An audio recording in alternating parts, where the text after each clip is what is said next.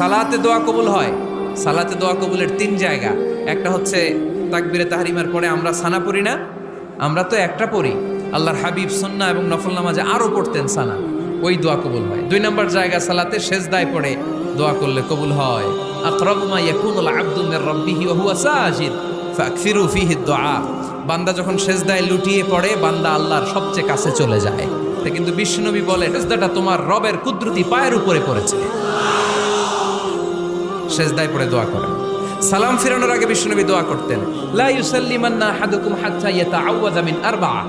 আল্লাহর হাবিব বললেন 4 জিনিস থেকে পানাহ না আছে আমার কোন উম্মত যেন সালাম না ফিরায়। তারা যেন পড়ে আল্লাহুম্মা ইন্নী আউযু বিকা মিন আযাবিল কবর, আউযু বিকা মিন আযাবি জাহান্নাম, আউযু বিকা মিন ফিতনাতিল মাহইয়া ওয়াল মামাত, আউযু বিকা মিন ফিতনাতিল মাসিহিদ দাজ্জাল।